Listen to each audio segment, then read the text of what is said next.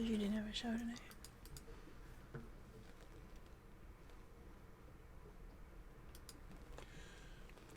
All right, we're live. Are we? Are you excited to talk about this movie? Yeah, I'm still digesting it because we just watched it. We did just watch it. It'll be interesting. I don't even know. I have no idea what you thought of it. We haven't discussed it at all this time. No, not at all. That's going to be interesting. Yep. Well, I can't wait to hear what you think about this film. This is a controversial movie. Hello, imagination connoisseurs. Once again, it is I, your Duke of Dope Discourse, your master of fun and wonder, your sommelier of cinema, your existential Mr. Rogers, Robert Meyer Burnett, here with another episode of what? Elizabeth's. Sorry. Elizabeth's whining about movies. And who might you be? Elizabeth Gwendolyn Bell. Got to look at the camera. You got to address the people. I know who you yes, are, but they I don't know am who you are. Elizabeth Gwendolyn Bell. And this is episode number 16. Whining about the movies. You know, Yes. Are you excited to have wine? I'm excited. I'm super excited to have wine. We got another shipment from Naked Wines. Yeah, we did. We're going through the Naked Wines fast. Yeah, we are. Yeah. I mean, we're doing this show 3 nights a week, so We should do it 6 nights a week. that'd be fun. And then we rest on the 7th day so God can make more wine. That's perfect. Well, I think tonight we're going to start with this one because the Stephen Miller, which we've done before. This is that Zinfandel. I'm not even a big Zinfandel fan, but this is pretty good. But we liked that one. Well, you liked it. And why? Tell the folks at home why this wine was something you preferred. It has the highest alcohol volume of all the wines we got. Wow. Well, let's we're going to show this again. This came from Naked Wines. They do not, by the way, sponsor this show. Here it is. There you go. So you can see it. And I'll pour it up for you, as I always do. Thank you. Give you a nice heavy pour. Nice pour there. Nice pour with our little wine glasses, non-fluted wine glasses. Yes. And you know why I like non-fluted wine glasses? I have no idea. Because I can put them in the dishwasher. Oh, well, see? Pragmatism, ladies and gentlemen. Pragmatism. Well, it smells good. Cheers to you.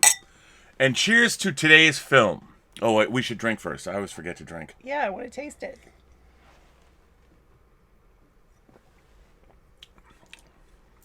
It's a nice drop.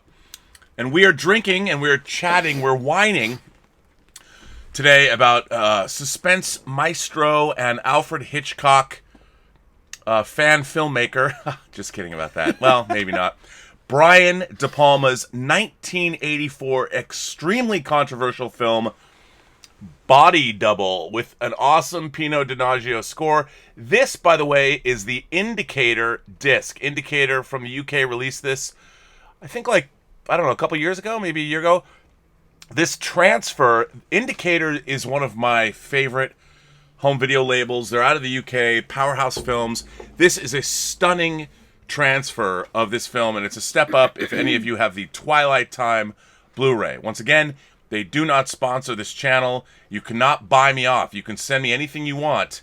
The only people that could ever buy me off are Second Sight if they send me that Dawn of the Dead box set early. But if not, you can't buy me off. I only judge your transfers if they're good or not, and this is a fantastic transfer. This film came out in 1984. It was steeped in controversy when it came out. Brian De Palma was reviled in the press. They said this movie was horribly misogynistic because it's basically about one woman who's a victim and the other who's a porn star. And Brian De Palma, a man who was educated at a women's school growing up, who, by his own admission, loves women. I actually got to meet Brian De Palma a number of times when I worked at Warner Brothers on Bonfire of the Vanities. I was in and out of his office all the time. And I've been watching all of Brian De Palma's movies. I've seen them all. He, of course, directed the still great Stephen King adaptation Carrie. He directed Obsession. He directed Dressed to Kill. He directed The Untouchables and Casualties of War. Lot of films. Wow. A lot of films. I didn't And, of know course, yes, he came out of that same New York school along with Martin Scorsese. They both worked with Robert De Niro early on in their careers. And Brian De Palma is a very important filmmaker who's sort of fallen from favor. I think the last movie I saw that I really liked that he did was Femme Fatale. But what I say doesn't really matter. What's important is, what do you say, Elizabeth? What did you think of Body Double? What did I think of Body Double? I guess I didn't hate it. I didn't love it either. There are moments that I feel are a little silly, and no verisimilitude. No verisimilitude. Yes. I have a problem with the verisimilitude in this film as well. As a matter of fact, I don't believe most of this movie. Yeah, there are moments where you're like, people wouldn't do that. People wouldn't act like that. But I think that's kind of the point. I mean, this movie is a meditation, I think, on cinema itself. Yeah, okay, And I can see that. I don't think a lot of this movie is even happening for real. Right. Yeah, at the end I was wondering, is he just imagining all of this? Like, did this really happen? Because they kind of hint that he was kind of dreaming or something. Right, this all might be one of his claustrophobia-induced fever dreams. Yes. I really like... There are things about this movie that I really like when I saw it. I love how, in watching it again with you, I was reminded it's a snapshot of L.A. from 1984 and 1983. That was cool. And having lived here, it's funny when I look back and I think... I mean, I moved to L.A. 4 years after this movie came out. And, you know, the places that they go in your neighborhood. Yeah. Places in my neighborhood. And, I mean, I moved here in 2005. So I've been here quite a while, and I was surprised, like the market. The farmer's market is in the movie, yeah. It looks exactly the same today. It's... I mean, exactly the same. Even the tables looked the same, and I mean, it just was like, wow. Well, why don't you tell everybody, what is this movie about? What is the plot of Body Double? Okay, so you start off with... Craig Wasson, who plays a character named Jake Sully. For those Avatar fans out there, his name is Jake Sully. He's an actor. He's an actor, and you see him on a film set, and he is a vampire. He is a vampire. But he's like a new wave porno vampire. Yes. He does not look like a Lost Boy. He looks like a feminine Billy Idol. Yes, like a Billy Idol vampire, but not believable at all. He looks like he's in some late night softcore movie. Yeah, totally. And Dennis Franz is directing him. Dennis Franz yes. of NYPD Blue and a million other things, yep. Die Hard 2. Dennis Franz is directing him, and he's in a crypt, and what happens? He's in a crypt, like this really cheesy, cool-looking set. And he's in this coffin, and it's underground. As the credits of the movie open. Right. There's a pan down on this set, this very cheesy... Very cheesy, set. But very cool. Yeah, it's very cool and very cheesy. Okay, so he is in the coffin, and he's supposed to say his lines or whatever, and he just, like, freezes. And he can't move, and he can't say anything. And then, I think it's important to remember, too, that they don't establish that you're on a movie set. No. You know that. Although when they're panning down, like, you can see the seams in the Right, but you don't quite know what it is. I mean, you can tell it's not a real scene, but right. But you still don't know, like, that you're on a movie set. And Pino Donaggio's score is very flowery at this point, and the music is beautiful. Great music, but it's kind of, you don't know what it is, and then there's this great music hit. Yeah. And it looks like he's going to jump at you, but he freezes. He jumps and freezes. Like, they freeze on his face, and he's like. Which is the first time that nothing is quite what it seems in this movie. Yeah. And then what happens? And well, the dogs jumped when he was like, ah! Well, that was that music hit. Our dogs jumped. They were like, vampire. So anyway, he freezes because he's claustrophobic. And so the director tells him, okay, that's okay. Just go home. We'll take a break. And he's like, oh, are you sure? Can I finish this? I know I can do it. I know I can do it. And he's like, yeah. Just go home. So he goes home. And what does he find? And he goes into this beautiful apartment. And he's going through the rooms. He's all happy that he's home early. He sees his dog sleeping in the den. And he hears giggling. He hears his girlfriend giggling. And she's giggling and giggling and giggling. And I'm like, oh, boy. He has no clue. Boom, chicka, boom. He goes to the bedroom, opens the door, and yes, she is having sex with somebody else. Now, you would not know this, but the woman that his girlfriend, you don't know if it's his girlfriend or his wife. Right. You think it's his wife. You think it's his wife. They make it look, because he's got a neon sign that says Jake and his wife and the love. Right. So it's actually a pre-reanimator, a delicious pre-reanimator, Barbara Crampton, who played the lead female role. Barbara Crampton is one of America's just the most delightful woman in the world. She's on social media. You can find her. You can interact with her. I love Barbara Crampton. And there she is. You get to see her. And she also, if you look closely, she also appears in the film in various, pornographic movie posters that you see later. But I don't think you're supposed to know it's her. I think they hired her because she doesn't have any speaking lines. So she was an extra. A body double, if you will, herself. Anyway, I always forget she's in the beginning of this movie, and it's always great to see her because she's a beautiful woman. Yeah. And he gets bummed out, and he leaves. Yes, he leaves and goes to a bar, of course, and starts drinking.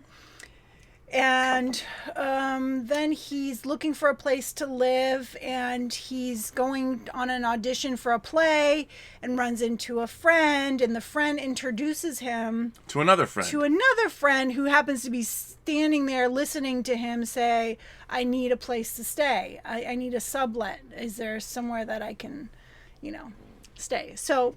And they see each other a couple of times. This new guy, Sam. This kind of, he wears scarves. He's one of those. I'm an actor that wears a scarf even though it's 90 degrees outside.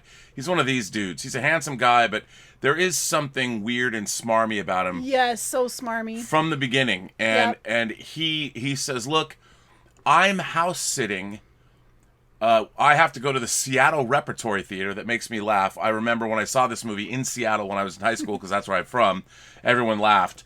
And he says he's going to go work at the Seattle Rep, and you can stay in the house. And what's really interesting about this house is the Chemisphere House, which is a very famous architectural landmark. It's a house.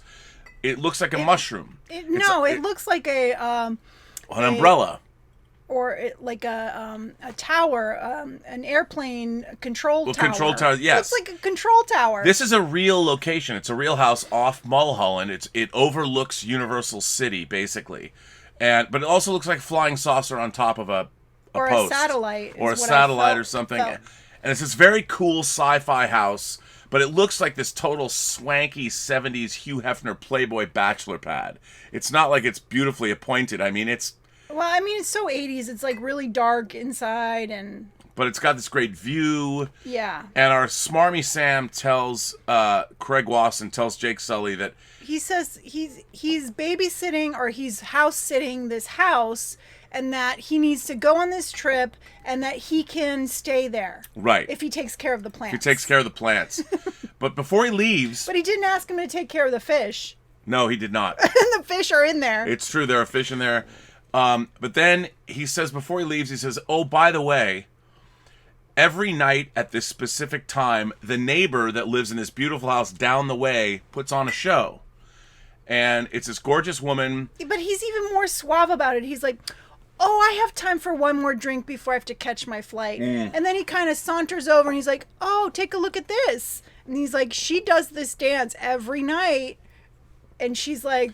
And it's a dance where she takes out diamonds and like masturbates. But I've met a lot of different kinds of people in my life, but I don't know anybody that decides it's 8:00, it's time for my evening masturbation. But anyway, the exact same dance, and we go with it. You go with it anyway, and now I'm like, what is going on here? And yes, and so you think it's the actress Deborah Shelton, who lives in this house. And that's what you're led to believe. And so, of course, Craig Wasson, Jake Sully, is watching this. And here it gets a little... I mean, it is a little convenient. This whole thing does seem a little... There's a lot of moments where it's like, oh, really? It's a little odd. But again, it reiterates the fact of the idea of voyeurism and watching, which is what cinema is. He's an actor, and then another actor tells him to watch this one. It's all very... Right. There's a meta element to it, but not really.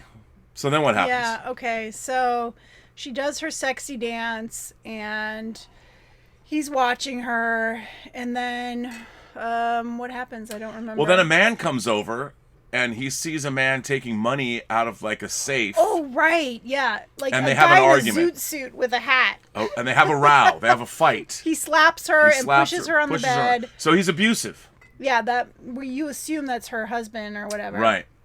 And you see him leave, and she's crumpled up on the bed. It's very sad. It is very sad. And Craig Wasson has been fired from his vampire movie. So then it gets crazy. Yeah. Then the movie goes.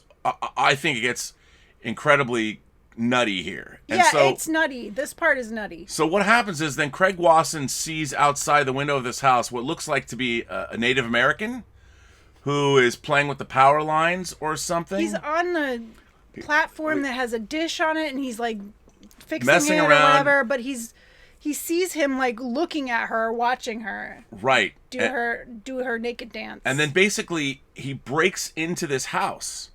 Yes. And Jake Sully sees this, and he runs out because he can go down the street, and he's going into this house, and he gets there, and they have this altercation. Before that part didn't happen until later. Oh, okay, well then. I don't think the first time he went. The first time he just sees this guy playing with something. It sets up the idea, because we're taking too long to. Well, anyway, okay. But anyway, he follows her the next day. Yes. So what happens is, that's right. So he sees this guy waiting for her the next morning. That's what I mean. Waiting for the next morning. Right. So they're kind of blocked on the road. They're all three of them. So it's her in her car, he's in his car, and then the bad guy, the Indian, is by his car, and the road is blocked because of landscapers. Right. Basically. But he basically sees the Indian and then he take sees off. her. She takes off, and then the Indian guy follows her, and then he's like, I gotta follow, because he's worried now about her, because the guy was like totally stalking her. So he takes off and he follows. So it's three people being, chasing, the Indian is following this beautiful woman, and they go to Beverly Hills, to the Beverly Hills Collection, which is this place.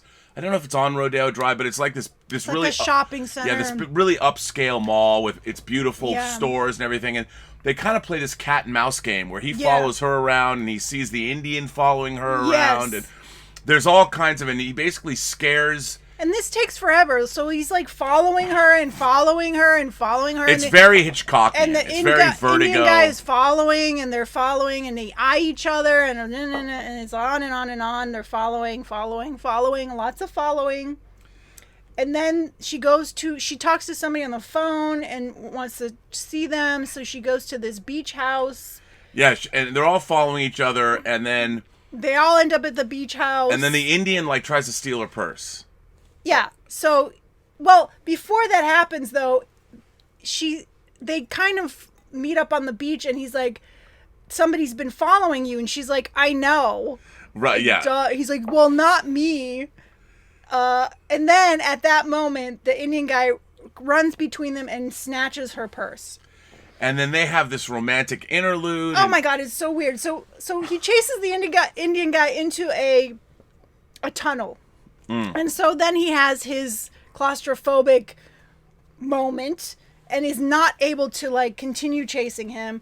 And then the guy taunts him, pours everything out of her purse, pulls out her what looks like a credit card, and laughs at him and leaves. And he's stuck there because he's now in this panic.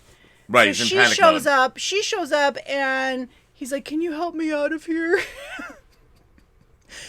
And she helps him out. She rescues him. Okay, so she helps him out, and then they immediately start making out. I was like, really? But it's done. No, she's like, the camera is sweeping around them, and so. No, but she's like, you've been following me, and then she starts making out with him. Who makes out with a stalker? I was like, really? Apparently she does. Yeah, that was so weird. I was like, because she's an abused woman, and now she's got a knight in shining armor. And a guy stalking her, you're gonna make out, and they're not just kissing, they're about to Oh, they're about to. He's bump. in her shirt, and they're like. Something's about to happen there. It was crazy. But the music kicks into high gear. And by the way, one of my favorite pieces of music from any movie in the 80s is Pino Donaggio's. I've always thought of it as the masturbation music. It's this great kind of electronica. It's got this. It's great. It's great. It's awesome. And the music is really good. In and it's all of this is heightened. There is no semblance of verisimilitude in this at all. But it's not like Beyond the Valley of the Dolls. It's almost like how we would imagine things that we want to happen. Yeah, and I don't mind that. Like, I don't no. mind that as long as it's throughout the film. Like, right. You can't just have one moment like that. No, but there is a lot of it throughout the film. There is. That's and true. It gets even so. Which is why I don't hate the film, although it's weird.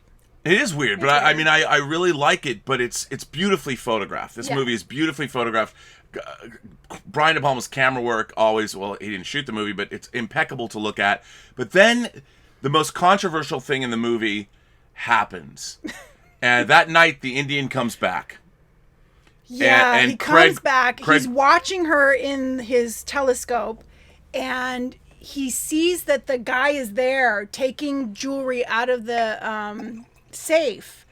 And he's panicked because she's downstairs and she goes upstairs. And so now he's freaking out. He's like so afraid for her.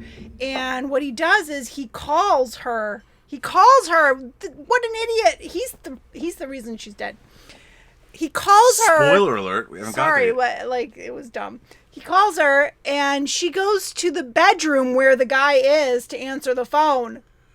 And this guy, because he's presumably stolen a cable repair truck, has a straight up, 4-foot power drill. It's a drill, with this gigantic, huge. huge power drill. And he starts to try and kill her with this drill. He drills her in the back. She's bleeding. Yeah. Chases her around. Craig Wasson comes in, but then he gets attacked by the dog. Falls on the ground, so he's not able to get upstairs and rescue her. Yeah, so he's on the ground, and he had gotten 2 joggers to come and help him, but he got there first. So he goes into the house, the dog attacks him, he's on the ground, the dog is biting him and stuff, and he's right above him. You start seeing the drill coming through the ceiling and blood. Yeah, a torrent of blood. So this beautiful woman has been power drilled to death. Drilled. Literally drilled. I mean, it's hardcore. Now, when this movie came out, because I remember it was hugely controversial, and people were like, Brian De Palma hates women, and this woman who had already been shown as being abused gets victimized and straight up power drilled to the floor by this giant drill. And when you see it now, it is shocking, but it's not. In the context of what's going on in this film, it could have been done in a way that is much more visceral and much more hardcore, but it's done sort of in this. It's a little silly because there are moments where, when she's up against the wall and he's coming at her with the drill, it's this back and forth of her face, oh! Instead of her trying to get away, she's all oh! And he's coming towards her, and it's back and forth, and then it's the cord isn't long enough. Oh, right. That was a little silly. It pulls out of the wall at one point. Of the wall.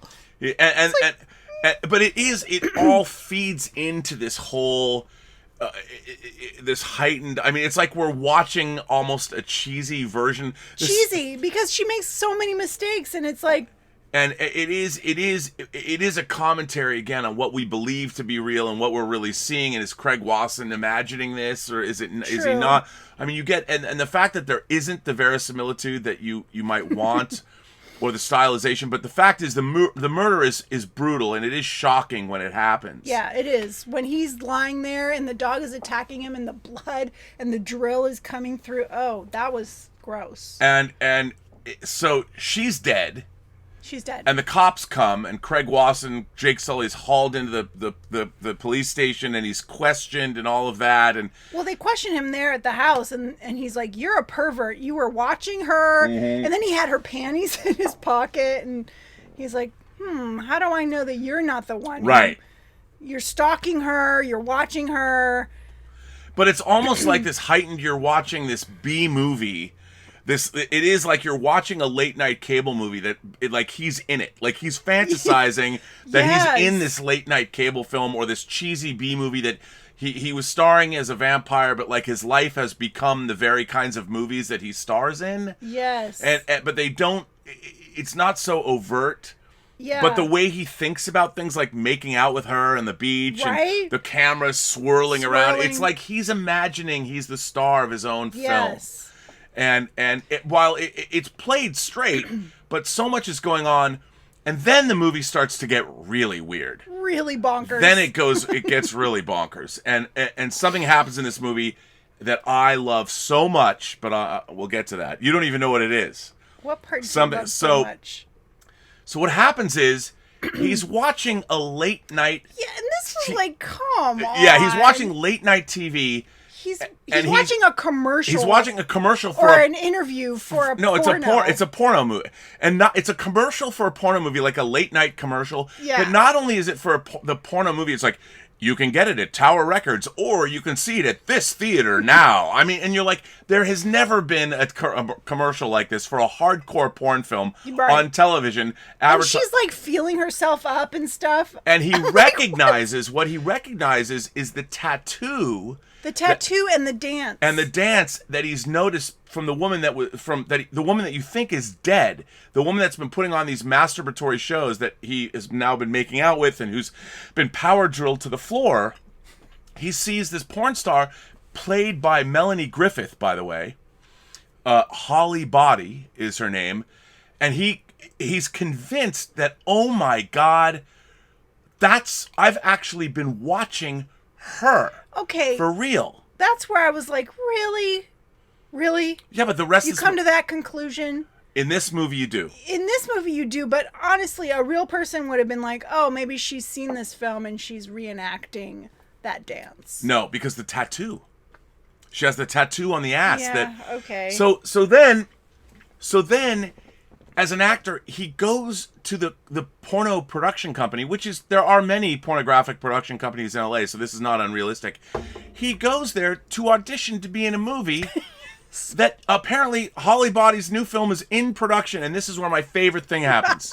Suddenly, in 1984, Frankie Goes to Hollywood's Relax starts playing. And for those of you who want to know something about me, I am a monster Frankie Goes to Hollywood fan. Trevor Horn, the great genius producer, put Frankie Goes to Hollywood on his record label, ZTT, Zang Tum Tum Records. And I was a fanatical Frankie fan. I bought every version of Relax. I had a t-shirt that had Relax Frankie says Relax. Yeah. But there's this scene where suddenly this is playing out. Relax kicks in. And Frankie Goes to Hollywood... Holly Johnson and Paul Rutherford, the actual band, is in this scene. Oh, I didn't know it was the actual band. It's Holly Johnson. That's him singing? Yes, it's Holly Johnson. So I'm like, okay, so the guy comes up to him and he starts singing, and I'm like, that's weird. And he's wearing like his Argyle sweater. Yeah, with glasses. And suddenly he's in this phantasmagoria where he's led into, it looks kind of like band Frankie Goes to Hollywood video where they go in this Bacchanalian club where there's straight and gay people. There's like leather daddies, and then there's new wave hookers, and like and this straight guy and Jake Sully. And the thing is, it's this crazy scene. It's like this grand movie for But there's porno. you don't see cameras. It's not like setups. It's kind of like in The Stuntman when you see this big action scene where they just play the action scene. And you're not sure that they're actually because filming. They're not showing you the setups. Right. Like they're just showing the scene. You're thinking like this has got to be they must be filming the porno right now because there's no way. But they don't show you the cameras. They don't show you until...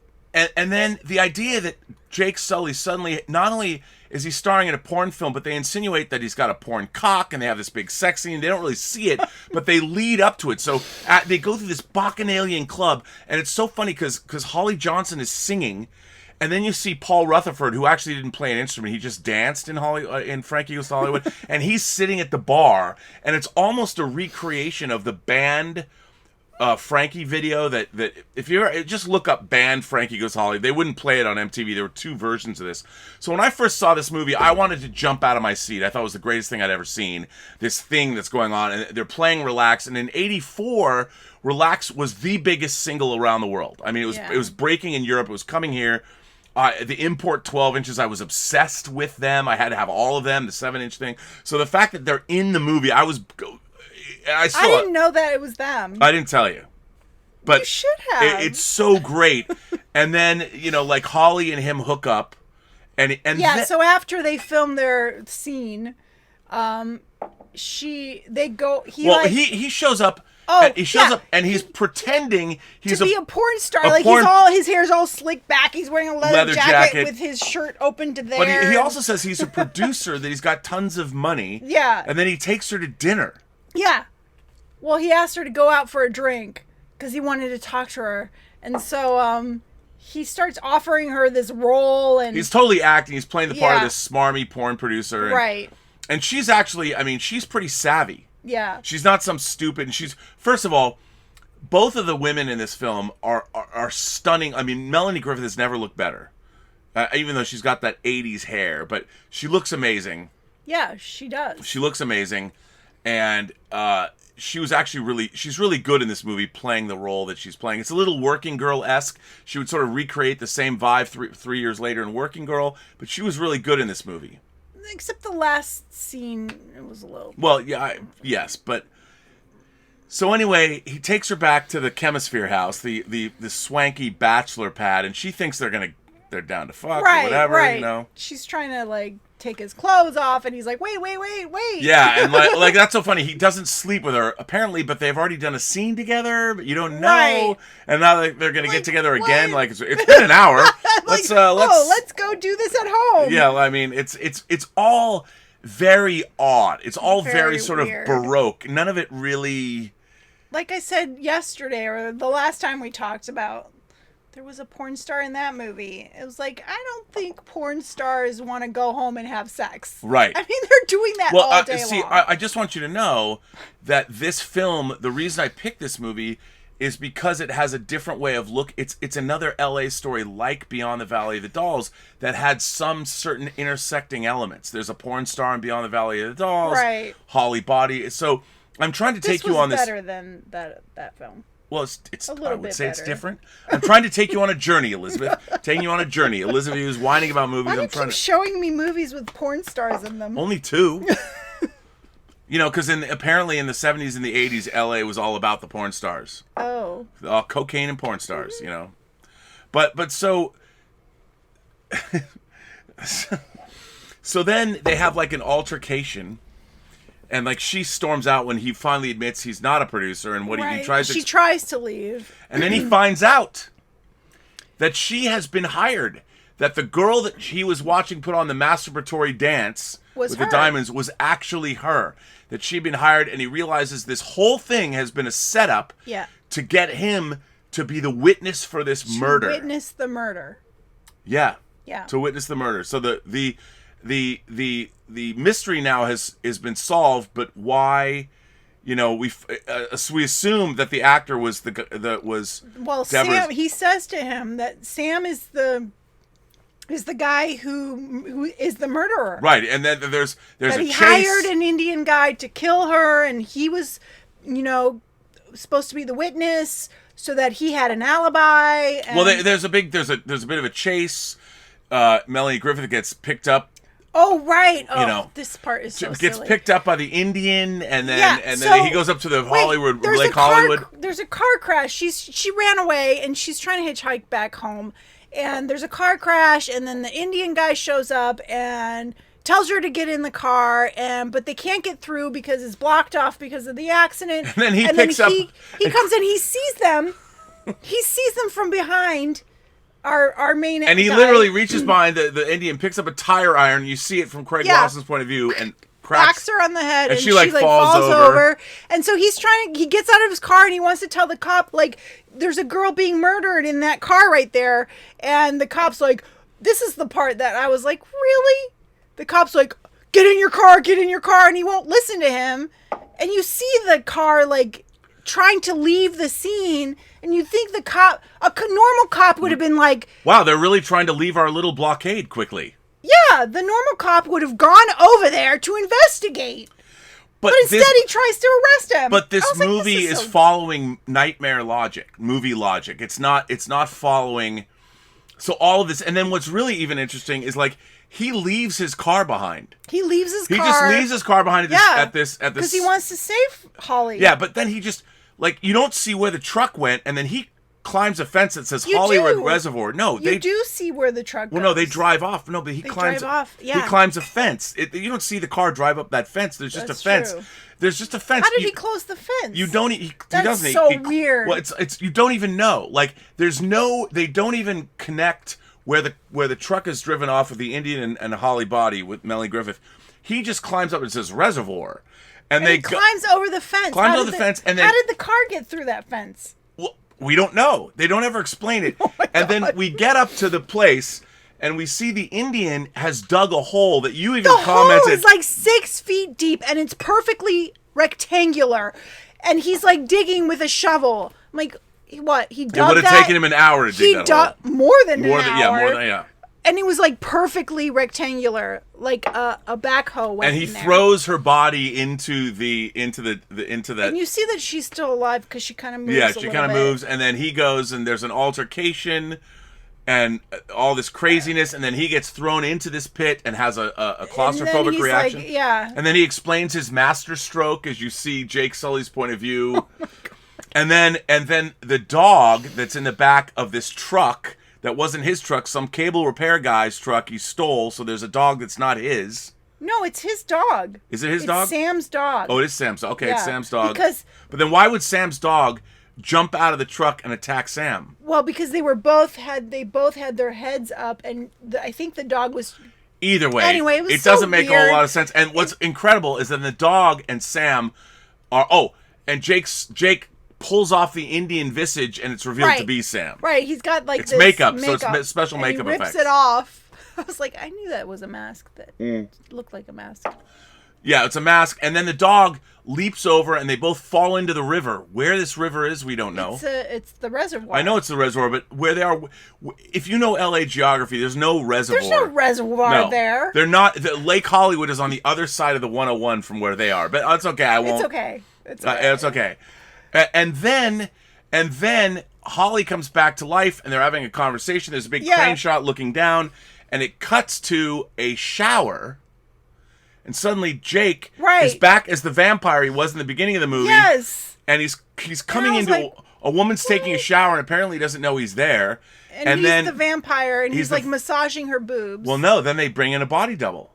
The lead actress, they send her out, and they bring in another girl. And he's massaging the body double's breasts, and then you see Holly Body and the original actress that was in the shower, and Holly Body says, "You're going to get a lot of dates after this." Right. And then the credits start rolling. That's how it ends. So, I don't know if we did such a good job of explaining this crazy movie. No, we didn't. movie. You have to watch it. So, again, after seeing all of this, and I was watching this again, and it's funny, because when it came out, the movie was so notorious. And there were so many people talking about. I can see why. Well, but it. No, but. Well, okay. Lots of but. Well, there no, not as much. Well, there was some. There were butts. There's a lot of butts, a lot of good butts in this. A lot of butts. But so, do you think this movie was misogynistic? I mean, you see a woman get battered and drilled to a floor by her husband. Right. That's pretty that pretty much defines misogyny. But he's trying to murder her. That's his goal. He wants her dead. But it's so funny. So this whole setup is just so there's a witness. He even says, "I just wanted a witness." You'd think that there's no one. He could have done this. He could have just killed his wife and buried her at the reservoir. Nobody would have known. Like this whole elaborate. Well, it was his alibi because he was off in Seattle. Yeah, but who's gonna know? Like it doesn't make sense. He could have buried her in the reservoir. Nobody would have been the wiser. He could have gone to Seattle and been like, "Hello, what?" No one would have ever found her. It's true. So none of this movie. It's in my mind. This whole film it's playing against our expectations of cinema, and the plot and all this, and the ridiculousness of it, and the cinematic nature of it. Almost to my mind, it's De Palma saying, we all believe that we're stars in our own movie. You know, I can see that. and that's how I've always looked at it that way, and I've liked it from that perspective. Like, because nothing in this movie, it's always like, it's like everything we want to have happening. Like, look, I want to follow a woman to the beach or to Beverly Hills and then the make out beach with her. and just make out with her, and then right there in the middle of the beach, like around Venice, nobody wants to make out in Venice. Ew. Right, and yet you're in a tunnel, and suddenly you're just getting it on, and she's not dressed for the beach. Doesn't matter. No. And suddenly you could take off her panties, and you're just going for it. That's kind of like the world we want to live in. It's not the world the way it really is. Right. I mean, I identify with it because sometimes, like, I walk around and think I'm my own star in my own movie. Making out with somebody at the beach. No, or I'm fighting aliens, or you know, I walk or that out. You're in a porno with Frankie Goes to Hollywood. Well, that would be dope, to be honest. I mean, I wouldn't mind being in a pornographic movie with Relax pounding through. By the way, still one of the great singles of all time. Anything that's on the Frankie Goes to Hollywood album, unbelievable. Trevor Horn, ZTT, Claudia Brucken, Propaganda. Anyway, I won't go off. But so tell me, what did you think about what else do you think about this film? Did you like it though? I didn't hate it, but I did not love it. It was at moments it was silly. Right. There were moments that were. Well, they even announced the opening credits are very silly. The way there's Yeah. blood, I mean, the font they use, it's like using Comic Sans in a comic book movie. Well, I kind of liked it because it went with the first scene, which is this cheesy B movie horror film. So, But it's almost like it's telling you that even though they're making a cheesy B horror movie, you're now going to watch one.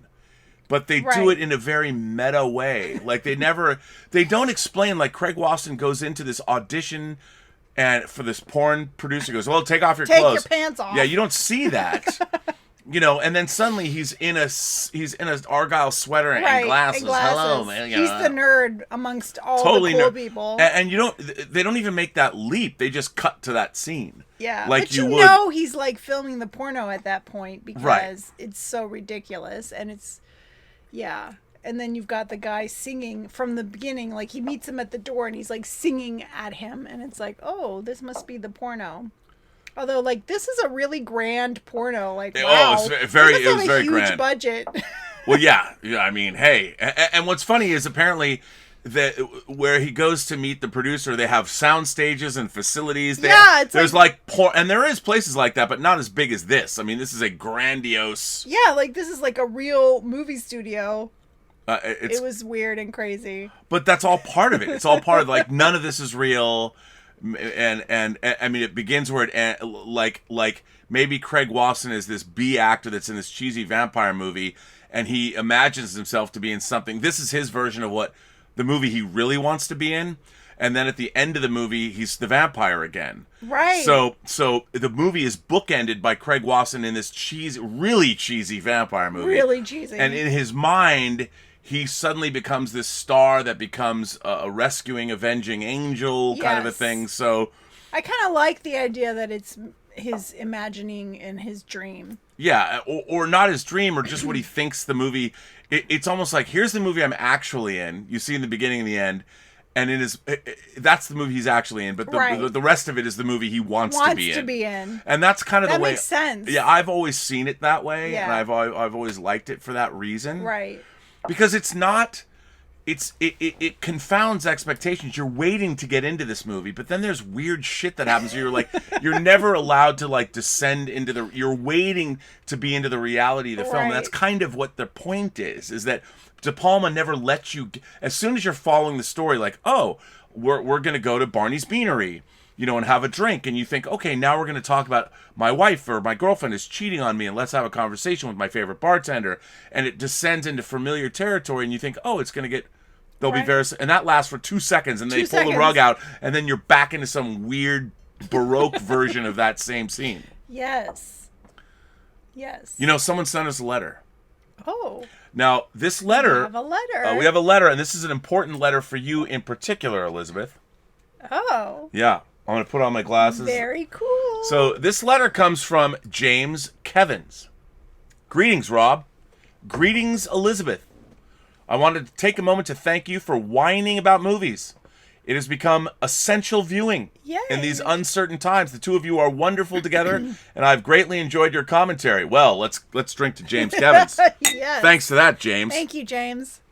At one point during the episode on Beyond the Valley of the Dolls, Elizabeth declared herself to be fabulous. I absolutely agree. Aww. Many of us in the Post-Geek Singularity have given Rob a great many nicknames, but as yet, no one has gifted you, Elizabeth. If you don't mind, I would suggest that you are... I'm getting my first name! Your first nickname, the Arbiter of Cinematic Excellence, because you are our ace. Wow. Wow. Oh. I'm the ace. Oh, you're the ace. You're the Arbiter of Cinematic Excellence. Wow, I wouldn't go that James. far. But okay, I'm just kidding. You are the Arbiter of Cinematic Excellence. That's what the show's about. Come on, man. It's what the show's about. I'm the ace. I went out to the Facebook site but could not find the poll to vote on future movies. Oh, we're going to get to that later. We're going to get to that. So I'll just say I would love to hear both of you review John Borman's Excalibur. Would you believe that I have that on Blu-ray? No. How many versions do you have? Only one. That's the question. I wish it would get remastered. Only one. Wow. I'll be looking forward to toasting a glass with both of you long distance. Yes. Stay safe and stay well. Here's to you. Jim Kevins. Here's to you. Wow, that's very nice. Thank you for the name. I love it. Ace is amazing. The Arbiter of Cinematic Excellence. Wow. Now, we've got a few people have sent in some tips. Mm-hmm. And I've got to differentiate between the tips for Robservations that came in. Willow busts out the French.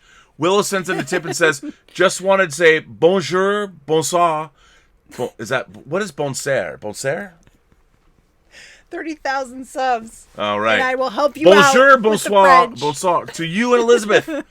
I think this is Willow's first time at whining about the movies. She was in the Sound of Music one. Oh, that's right. You're right. Sorry, Willow. I don't ever want to take you for granted. So, I hope that you will continue on the reviews when we come out of lockdown. Well, I don't know. Here, give me your glass. Well, I mean, that's up to you. If we keep drinking wine, that's up to you. I mean, are you enjoying doing this show?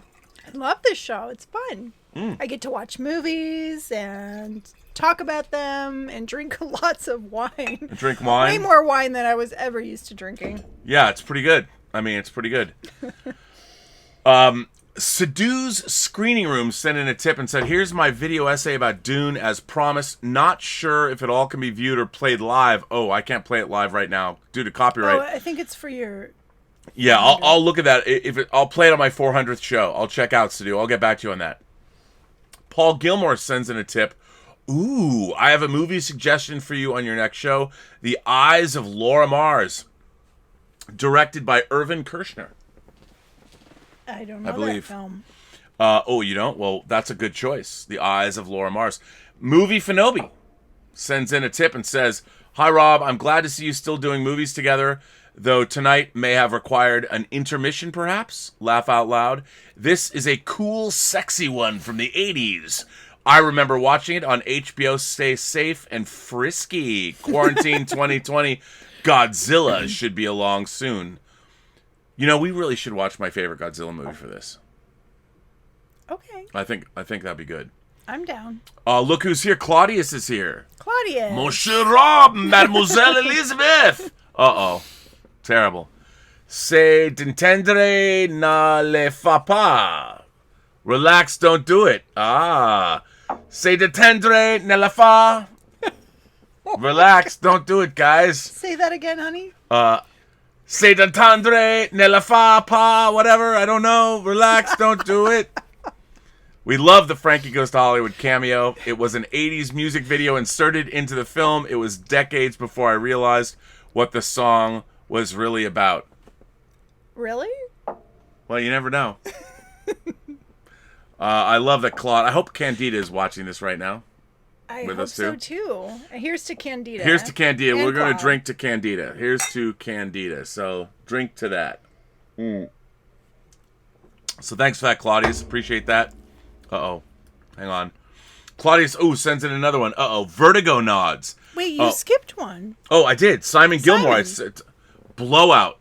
Must watch that 360-degree shot and great performance from Travolta. Blowout is generally considered one of Brian De Palma's best films. Would it surprise you to know? You have 3 versions. No, I have one. I have one version of Blowout on Blu-ray, and which is a riff on Antonioni's Blow Up, which we've watched. By the way, everybody should watch Antonioni's Blow Up, and you should also watch.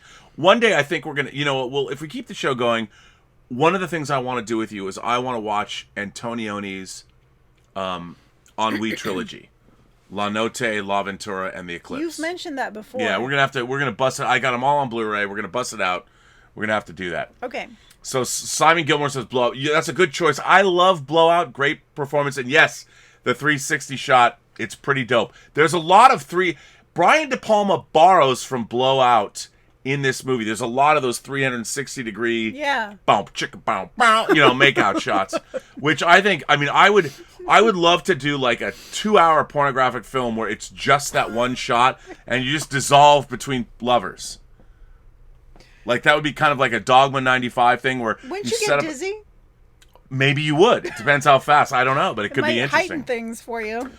I don't know, but it would be interesting. I mean, or you could do counter moves, like one that you would have the camera here, and then when you got lower with the mechanics of it all, you have the counter moves, and you do that for like. I like it. It'd be like the Cremaster movies or something. So you're gonna make a porno then? No.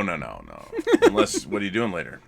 Let's see. Claudius continues on and says, Vertigo nods. Okay, Claudius is talking about, everyone knows Brian De Palma is totally, he loves Hitchcock, and a lot of his movies are, let's just call them homages to Hitchcock. He made Obsession, which was basically a remake of Vertigo, but Claudius says, Vertigo nods. The titular body double, yes. Dream sequences, the stalking of a stylish, rich socialite. The hero is hampered by a phobia. It's completely. I mean, it's totally that. And the arch shot around Craig Wasson and Deborah Shelton mimicking James Stewart and Kim Novak. Great surrealist scene. Claudius is absolutely correct about this. I mean, Brian De Palma has been aping Hitchcock. This whole movie is like, I feel that De Palma, all of the critics that were saying things like Dress to Kill and Obsession were just straight up Hitchcock rips. I think he was saying he was giving a wink wink and a nudge nudge and a nod to all of those critics. Basically, he was like, that's what he was doing with Body Double. I mean, he was just doing it openly. So I'm having fun, fellows. So you're absolutely right about that. Paul Gilmore sends in a tip and says, Ebert's review for this, he said, it is an exhilarating example of filmmaking that has no point except a hero that is weak and flawed and in danger that we can relate with completely. Excuse Do we agree? Me. I don't trust anything he says anymore because of the shitty movie he made. Okay, you know what? Sorry, this movie is better than the movie. I'm sorry. The movie that he wrote. I'm gonna make you read a bunch of essays about Russ Meyer. Don't just dismiss Russ Meyer watching one film. I'm sorry, but Ebert is like, no more. That's not right. You can't do that. He wrote a really shitty movie. He wrote one movie. So that's that. Early on. Why wouldn't you look at it and go, well, then he's a better critic than he was a filmmaker? So there you go. He stuck to what he knew best, criticism. He's one of the greatest film critics ever. I told you, like, my esteem of him went. Yeah, but his film criticism has nothing necessarily. You can't say that. Yes, because making movies is hard. Come on, you are who you are. It was a Russ Meyer film. He worked with Russ Meyer. It's not like he wrote a script and took it to Russ Meyer. The story. But he wrote the script, even if it was with Russ Meyer. He wrote it. And it was bad. You know, this is the difference between men and women. You know, men keep striving. They might fail. But you're going to pillory a man for the rest of his life for one mistake? Because it speaks to his aesthetic, his what he finds. No, it speaks to Russ Meyer's aesthetic. Russ Meyer and him, Dude. It was Russ Meyer's story that he helped Russ Meyer develop. Yeah. And it was, by the way, I would say this. I would say that, hang on, yo, easy, Cheetah. I would just say that it was an indictment. It was an indictment of stuff that came out of the 60s, like Peyton Place, and we weren't necessarily there. We're not the best judges of that. I think it would require we have to dig a little deeper, read some articles, read some analysis. And I understand. I don't want to, like, you can't say a film needs to have analysis or you have to read more to get it. But I would say that movie is a product of its time, and I don't think you or I are fit necessarily. But it still came from him. Well, yeah, but it came from him. I love you, by the way, babe. Ooh, you smell. It's delightful. You trying to So anyway, I'm not trying to like curry favor with you here. That's not what I'm trying to do. I was enjoying your effervescence. So I'm just saying that I think that in terms of Valley of the Doll, Beyond the Valley of the Dolls, you can't just write it off on a surface level. I think you need to dig deeper. It's just like, I would never look at a painting and be like, that painting sucks, without knowing something about why it was painted, when it was painted, how it was painted. I didn't just say that movie sucks. I watched it. But you're now saying that Roger Ebert's life's work, which is his film criticism, you're right. writing it all off, and I don't think you should do that. Okay, you're right. I shouldn't do that. But it's very hard to move past that and to take him seriously. I mean, I'm sad. I'm not saying that this makes me happy. This makes me sad. I know, but why is your first impulse to write off what? You're right, I shouldn't write him off. He was very young when he wrote that film. He wasn't that young. But he said he was in his 20s. I don't think he was in his 20s.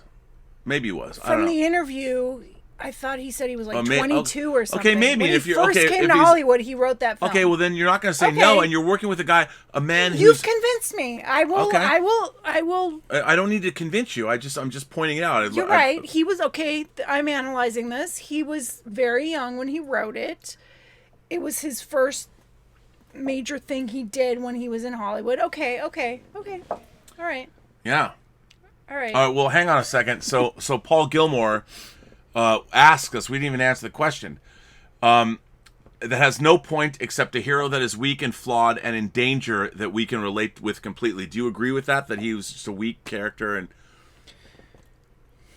he was weak, but I mean, if this was all in his head, I think that's pretty amazing. I've always seen this as this movie is about an unexceptional guy, and let's face it, when I say unexceptional, this is not a criticism. Right. I'm just saying that most people are unexceptional. And it's not like he was a thespian of the caliber of Daniel Day-Lewis in There Will Be he was not going, I'm an oil man. He wasn't doing that. Right. True. He was a dreamer, and this movie was the dream. And even his dream wasn't grandiose. He didn't dream himself in The Godfather. He dreamt himself in a late-night cable movie. Yeah. Although I would say I dreamt of having Frankie Goes to Hollywood in my house and being friends with them. I used to talk to Holly Johnson on Twitter. I haven't done it in a while. Wow, that's cool. Yeah, so... yeah. Mukbang, you said... No, explain to me. So I was saying... Mukbang Reviews is somebody who's been a supporter of mine in the channel for a long time. Now, you did some research into that. Yeah, I was curious, like, what is that? And so I looked it up. And it's pronounced mukbang. And it's... What is mukbang? Okay, so it's like a Korean... You know how they like the what is it called? ASMR. ASMR. But they watch videos of people eating. But they also watch these, they're called mukbang, and it's people eating, like stuffing their faces and like talking and blah, blah, and like food and... Yeah. Well, I was in South Korea. The Koreans are beautiful people. Yes. Like I was very... when I was in Seoul, they like their plastic surgery, and they like... to watch other people eat so they don't eat. Because they don't get fat. Right. They don't get like us gluttonous Americans. But they watch other people eat. Well, I think that's interesting. So that's what mukbang is watching. That's what mukbang is. Oh, so do you think mukbang reviews mukbang videos? It must. He must. Or she. I don't know. I really like South Korea. I would go back there. I would love to go there. I enjoy it. We'll have to go back there. I love Korean food. I love Korean food too. Mukbang sends in a super chat and says, just supporting your show, Captain. I'm the captain and ace arbiter of cinematic excellence. Laugh out loud. Hang on. I'm watching Basic Instinct, yo. I have waited. We're getting the 4K. After you watch Basic Instinct, watch Don't Fuck with Cats. Oh my God. On Netflix. I forgot about that. Yes. Don't Fuck with Cats is the ultimate. That's all I'm going to say. Oh, it's the ultimate Basic Instinct fan film. Yes. Wow. Yeah. Yeah. Ian sends in a super chat and says, so many great LA locations. Tail of the Pup, absolutely. Barney's Beanery, Jake's Apartment, and of course, Rodeo Collection. Oh, it's Rodeo Collection. That's what it's called. Yeah, that's what it is. Excellent city crazy flick. Yeah, it was great seeing the... And I'll tell you, what I loved about that movie was geographically, aside from the Reservoir Chemisphere House thing, it's all doable. Like, I believed it. Yeah. It's not like 24 where we're going to go from... They're in Santa Monica, and then they go to the Rodeo Collection, which really isn't that far Well, you apart. just go down Santa Monica Boulevard. It's like easy. you go down to So, well, thank you for that, Ian. I appreciate that. Josh LeCount sends in a super chat and says, I work with Roger and Anna. Good people, small world. I guess that would be Roger Ebert. Oh. Roger and Anna. Who's Anna? His wife? His wife? No. His wife was, what's her name? She has a cool name. Oh, who's Roger and Anna? I don't know. Roger. Hell, I worked with Roger and Anna. No, I don't know. I don't know either. Now that I don't know. Oops. Right. Paul Gilmore. Roger wrote a script Russ Meyer wanted.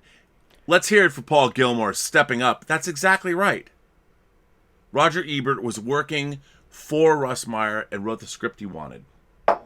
Okay, but still. So we've killed this bottle of wine and we're over time. So we talked about doing an extended version of the show. Yes, we're doing an extended version. Well, the real question is... I'm pretty do we want to open another bottle of wine? I think we should finish this one first. I'm almost done. We'd throw that out to the viewers if they want to keep going. I don't know. So Paul Gilmore says, Josh LeCount says, I work with Roger and Anna. What am I not knowing? Good people, small world. Why am I not? Roger and Anna. I'm not getting that. Evan Newman sends in a tip and says, do you guys have any other favorite movies that use dreams or imagination logic like Body Double? Ooh, that's a good question. Mulholland Drive is one of my favorites. Great film. Yeah. And are there any movies that you think use this kind of logic that most people may not know? Ooh, that's a really good question. That is. Dream logic. Mulholland Drive, obviously. To go a little Lynchian, Lost Highway does as well. I mean, Lost Highway definitely uses that dream logic. People change form. And I'm sure there's a lot more. I'm just not getting it. Well, yeah, Inception used that's a good one, but I mean that's overtly dream logic. You know that it's dream logic. Yeah. By the way, Dom never woke up. The whole movie's a dream, and I don't care what anyone says. It's true. Mukbang says keep going. Yay. Yeah. But Evan, that's a really good question. I mean, I have to think about that. When people ask me questions like this, I feel like I have an obligation to not fuck them up, and that I should actually have an answer. But I don't know right away. But I'm sure there you have are. To think about it. I'm sure there are a lot. Yeah, I mean, there's movies that are about dreams, like A Monster Calls, which I really love, and but yeah, I think this movie. What I love about this movie is it's not necessarily dream logic, but it's all about movie logic. It's all about, I honestly believe, and watching this movie tonight, we watched it right before we went on. I've seen this movie a lot over the years, but for the first time, when I saw it tonight, I was like, because I've said with the rise of social media, we all want to believe we're the stars of our own reality show. Like literally, the act, even I, when I'm doing a selfie going, hey, I'm very aware that I'm making a piece of entertainment. Whenever I take a picture or a selfie or something, I'm trying to entertain. I'm never sitting there going, I did once when Skippy got attacked and her tail, I was totally depressed. And I went on the channel. I felt really bad. And I was fine now, though. Yeah, but I thought this was a great social media moment. I'm going to talk about how bad I feel. Because we thought she was going to lose her tail. Yeah. And we took her to the vets, and they said it was really bad. But I figured, I feel really terrible. Why not capture it for posterity? And I didn't even take it down. But I do feel that this movie, in a way, in 1984, was a commentary on where we're at now, where we all believe, like, if you wanted to, you could make a video of yourself and post it all day long, and it would be like Body Double, in a way. Yeah. Like, you could be like, honey, come here. And, like, I could have somebody hold the camera up, and I could make out with you on the beach and, like, touch your boobs or put my fingers down your pants while somebody's just walking around us, spinning the camera at the beach. You want to post that? I don't know if I'd post it. I'm just saying we could do that. Like, now we all are Craig Wasson in the movie. Right. So, I don't know. I don't know if you should open that yet. I don't know. I don't know if I can handle another bottle. Well, that's up to you. You don't have to. Why are you opening that? Because Mukbang said to, and he's a great supporter of this channel. Oh, hey, look, Candida sends in a tip. Yay! Oh, wait, hang on. Wait, hang on. We didn't even get to. You missed... Evan, I don't have. Dan Peters sends in a super chat and says, "Second bottle now open." Betsy says, "Thanks for the detailed porno explanation." Who knew? Third time through the movie since the 1980s. Better each viewing. Ooh, I like to hear that, Dan. I love that I would assume Betsy is his wife, remember? His wife. Yeah. But yes, I remember that. but I'm like, thanks for the detailed porno explanation. I'm like, I wonder if Betsy's a porn connoisseur. No, they're film noir connoisseurs. Well, I know, but you could. Would you consider this a film noir?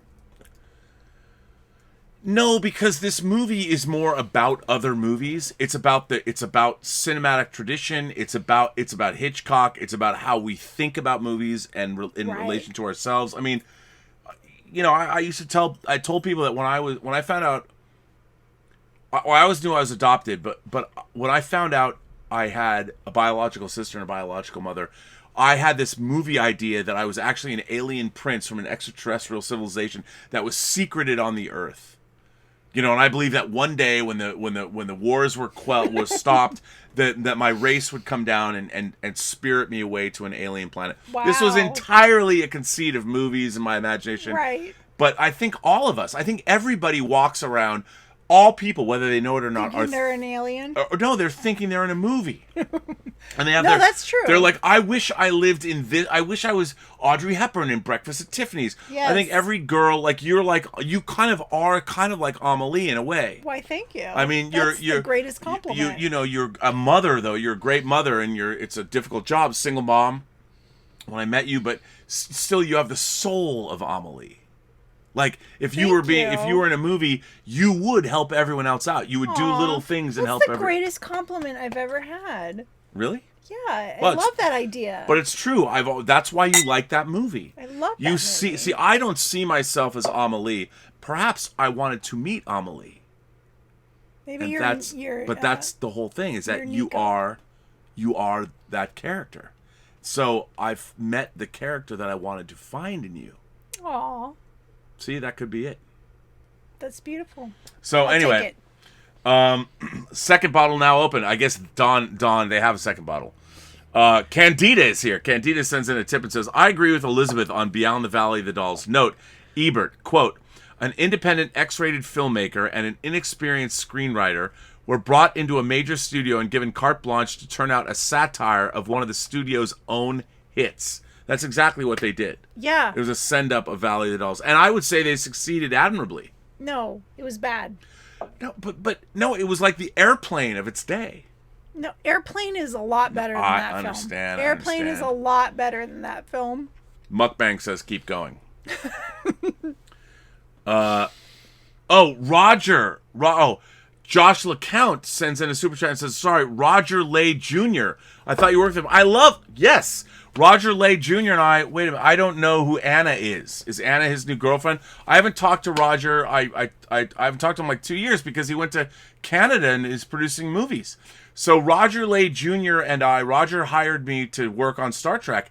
And Roger Lay Jr. and I, for 3 years, we were together 24/7 producing all of the Star Trek The Next Generation and Star Trek Enterprise Blu-rays that are up there. So yes, Anna. If Anna is his new girlfriend, I didn't know that. By the way, I love Roger. Roger is one of the best, most conscientious hardworking producers you could meet, and I have the greatest admiration for him. He's fantastic, and I miss Roger. We had a really good time working on Star Trek. I didn't realize that that's what you meant. I was thinking we're talking about Roger Ebert, so my mind was not even there. Ian says, "Cheers, do it. Happy Saturday night." Cheers. Okay, I'll do that. Cheers. Cheers to that. But we can't like mix and match. I don't even know what this is. This second bottle is it's a Pinot. Daryl. Well, here it is. It's a Pinot. There's this Pinot. We got this from Naked Wines, ladies and gentlemen. So there you go. And Naked Wines supports independent winemakers, or so they say. But I gotta say, I think they do. I've been enjoying Naked Wines, and I think they're great if you sign up and get their stuff. It's good. But did you notice that they have Naked Wine corks, which means well, they fund these winemakers, right? They fund it, so that makes sense. I mean, and I think they're good. And we've had a good experience with Naked. Very good. I love Naked Wines. Very good wines. Oh wait, wait. If you want a code, just message us. Yeah, you can get a code. Ian says super chat. Mukbang sends in a super chat and says, "Well, it was Saturday night. I guess that makes it all right. Saturday night's all right for fighting. What did I have to lose?" LRC. What is LRC? I don't know. LRC. Left, right, center. I don't know. NPR. I always have to look up sometimes. I don't know. Claudia sends in a tip and says, "Regarding Inception, I agree with you, Rob. I think Mal marrying Cotillard. How do you say it? Cotillard? Marrying Cotillard? Come on, you can say her name. I love her. Marrying Cotillard. That's how I always said it. Is it Cotillard? What is You're it? Close. Okay, whatever. I love her. Was right. Dom is still dreaming, but as our son Spencer says, he no longer cares. Waiting on the Elizabeth's Amelie special, and now the Inception special. Oh my God! Well, those are two movies that I love. I mean, I love them too. Well, I love them as well. That would be fun. That's interesting. We should do an Amelie for our 5th anniversary. Our 5th anniversary is July 2nd. Yes. I don't know if that's our 5th anniversary. It's the anniversary of our first date. Yeah. Would that be our anniversary? That's a good idea. I mean, well, so that means that's very optimistic of you. We've been together ever since. Yeah, that means that you're going to be doing Elizabeth's for May and June. Yeah. So are you committing to the July 5th Elizabeth's special on Amelie, where we talk about? Hell yes. Well, you know what we need to do then? We need to get our Amelie poster framed.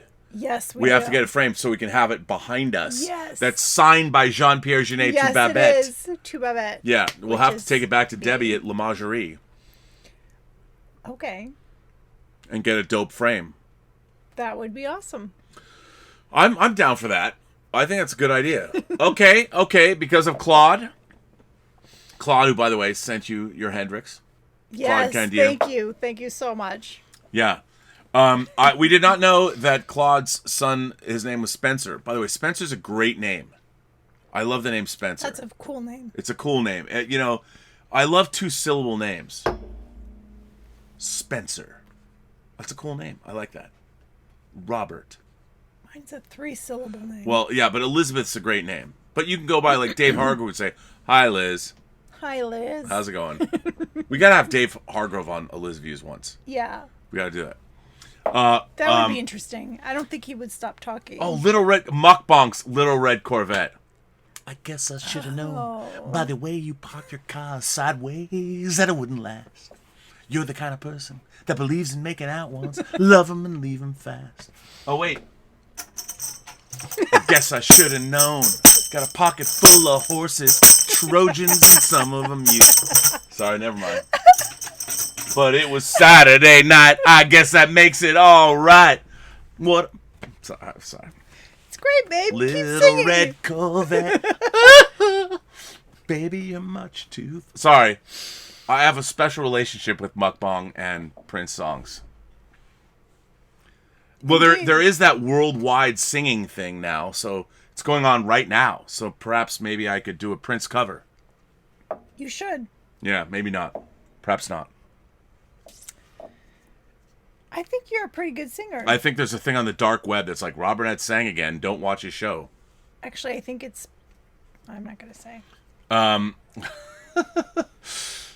Star Trek Erie is here. Sharon McNulty. I have that Star Trek Erie. It's Erie, right?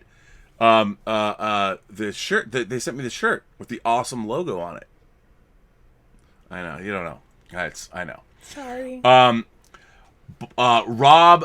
Korczak. Korczak. I think Korczak. I hope I didn't butcher it too bad. I kind of wish I didn't live a movie.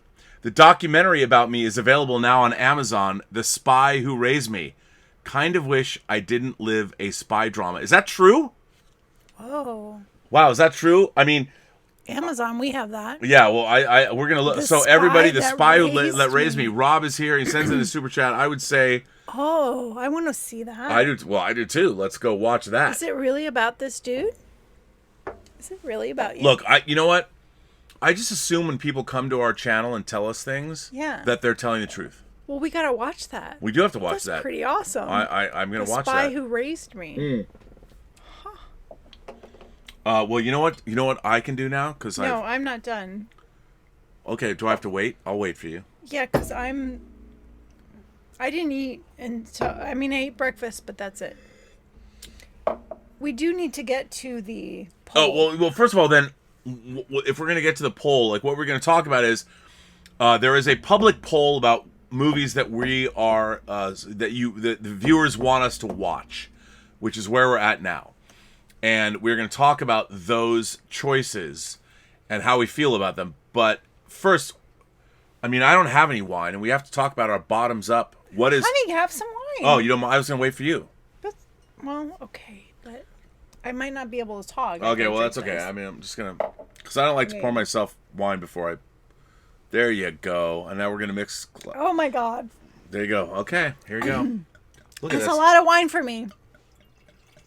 I don't think this 2-bottle thing was a good idea. Well, you don't. Whew. So anyway, Okay. No, we're not there yet. Oh. We have to talk about, come on, man. As you say, come on, man. Come on, man. Come on, man. Our bottoms up scale. We have to review Body Double. Right. So, for those of you who might be new here or people that aren't, we have our bottoms up scale. 1 to 4 bottles of wine, 4 being the best, 1 being the worst. Our bottoms up. Our bottoms up scale for Body Double. What would be your Elizabeth's whining about movies bottoms up score for Brian De Palma's 1984 film Body Double? Yeah, so what do you think? I think that I will give it a 2 glass. That's right in the middle. I didn't hate it. I didn't love it. 2 glasses. All right. You know what? I'm going to give it 2.5. I appreciate Brian De Palma as a filmmaker. I appreciate what he's trying to do, but I do think ultimately, even Frankie Goes to Hollywood notwithstanding, Paul Rutherford in the movie, Holly Johnson looking fly, I'm going to give it 2.5 stars. Because there are many Brian De Palma movies I like more than this, but I do see this as a 2.5 stars. So 2.5 stars. Body Double gets 2.5 stars. 2.5 glasses. 2.5 glasses. 2.5 stars. Wait, see, we got 2.5 glasses. 2.5 for him, 2 for me. 2 glasses of wine. And we go from 1 to 4 because there are 4 glasses of wine in a bottle. There are. Did I show this bottle? I did, didn't I? Yeah. I don't remember. Okay. All right. So now, ladies and gentlemen, we told you. By the way, when I say ladies and gentlemen, I don't want to exclude anybody. Gentle beings, kind people, however you identify. If you're from the 28 known galaxies, you are all welcome here. So as you all know, this is our 16th episode of Elizabeth's. The viewers, you, have been writing in with suggestions about what it is we should watch. Yes. And the Richard conducted a poll. Yes, and by the way, the Richard basically runs the Facebook pages for both Robservations and Elizabeth's whining about movies. So if you're on Facebook, if you don't think they're the evil empire that they really are, it doesn't matter. I mean, who cares? what's going to happen. I mean, Yeah. Go to the Facebook pages, Whining About Movies and Robservations, and find the Richard. He's running viewers polls about what we should watch. This poll is closed now. What do you mean it's closed? It's closed. That's it. So there's a definitive he gave me the answer? list. Yes, we have answers now. Oh, okay. Well, I didn't know this. It's closed. Okay, so... And he really struggled with this poll because it's hard to run a poll because not everyone's on Facebook. So he was trying to get, people to vote even if they weren't on Facebook. So he, had people vote on Twitter and on YouTube and everything. So, he did an amazing job. I don't even know how he managed all of this, but he did. Well, hang on a second. Austin Hernandez sends in a super chat and says, Rob, you have to do a Prince karaoke stream. Darling Nikki is my favorite. Just got in from work. Hope you guys are well. Well, thanks to you, yes. Darling Nikki. I knew a girl named Nikki. I guess you could say she was a sex fiend. I met her in a hotel lobby, masturbating with the magazine. Come on, man. She was masturbating in the lobby? With a magazine. Okay, I just thought of, you know what the next Elizaviews is? You know what it is? No. You know what? It's viewer's choice for a week. We should do a special show now. Purple Rain. She's doing Elizaviews on Purple Rain. You tried to show me that film, and... I tried to... Oh my God. Are you telling me you have not seen Purple Rain? We watched it, sort of. Sort of. But you didn't really watch it. You fell asleep. No, I want to crank up... I saw Purple Rain 10 times in the theater when it first came out. And what did you think of it? I fucking love Purple Rain. Really? I love Purple Rain. Come back, Nikki, come back!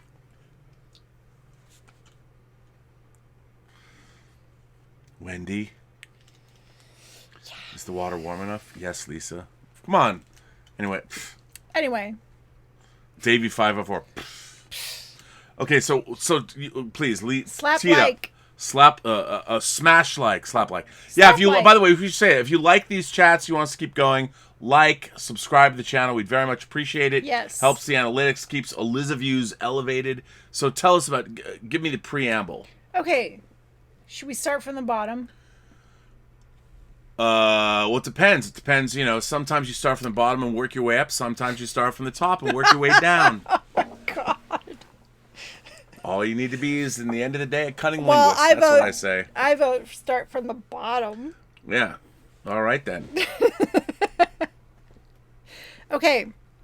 Should I say the wild card or hold that off? No, you should present this. You don't hold off. Just...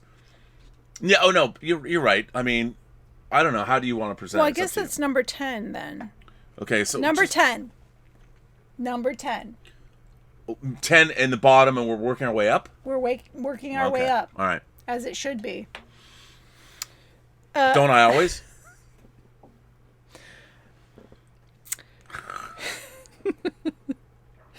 Okay, number 10. Number 10. 7 Faces of Dr. Lao. I don't own that. So we'd have to look. So if it's available streaming... I'm sure it is. That's number 10. Number 10. Okay. Number 9. It's tied. Okay. Number 9 is tied. Fade to Black and Iron Monkey. Iron Monkey's good. I love Fade to Black as well. I don't own either one of those. So we'd have to Fade find to Black is tough to get. I'm surprised it hasn't come out by Scream Factory yet. Okay. All right. Are you ready for number 8? I don't know. Am I? Are you? I think so. Some Like It Hot. Good one. I have that. That's Okay. a great film. Another Billy Wilder movie. Number 8. He directed Double Indemnity. That would be by the way. Oh, yes. Double Indemnity. There you I go. forgot I had the steelbook. There you go. There you go. So that one we could watch. Easily. That's great. Are you ready for number 7? Yeah. McCabe and Mrs. Miller. Robert Altman. It's tied with Tough Turf. Ooh, which is right back there. Tough Turf, right back there.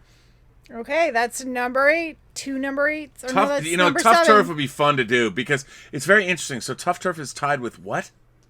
With McCabe and Mrs. Miller. The level of the fact that you have to have a Robert Altman film, and by the way, Fritz Kirsch directed Tough Turf, director of Children of the Corn, the original. The fact that they're on the same level is why this show is great. All right, number 6. Whoa, there's 4 of them. Okay. They all tied. Cecil B. Demented. That's John Waters. Dangerous Beauty. Waking the Dead. Okay. Who is Clutus Toot? Yeah, okay. Those are all number 5. Those are all... number 6. I don't even think that those are... Okay, I'm not going to make judgments. Those are all number 6. Number 6, I'm not going to make judgments. Do you have any of those? No, I don't, but that doesn't matter. Maybe they're streaming? Yeah, we can find them. I you know, my film collection does not represent necessarily the quality of movies. Okay. Have you seen any of those? Yeah.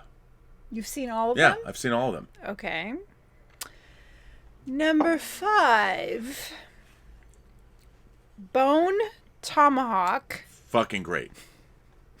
Brief Encounter. Another great movie, that's and David Dark Lean. City. Have all 3 of those movies. What a wildly diverse bunch of films that People these are. People voted. Those got 6 votes each. Okay. Okay. Number 4. The Triplets of Bellevue. Belleville, not Bellevue. Triplets of Belleville. Well, it says Bellevue here. No, it's Belleville. And that could, by the way, it's French. I heard that. And Julia specifically really wanted us to see that film. Well, we haven't done an animated movie yet. And it's French. that would be, and you haven't seen it. French animation. Well, yes. Right there. I mean, if you hadn't seen it, Fantastic Planet would be up there. But love it. Triplets of Belleville's a good one. Okay. Flesh and Blood. I have a funny story for Flesh and Blood. Oh, tell the story about Flesh and Blood. I tell that story. By the way, I have 2 copies of Flesh and Blood on that Flesh and Blood was Paul Verhoeven's first English language movie. 80, I want to say 85. Rutger Hauer, Jennifer Jason Leigh. Should I tell my story now or when we watch it? No, tell your story now. Okay.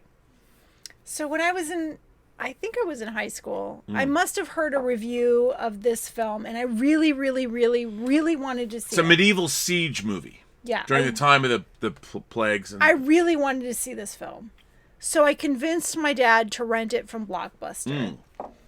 Now, give us a little background about your parents. I never met your dad because he passed away, but my your dad parents was fantastic. Yeah, he loved movies. But he was an Adventist conservative family.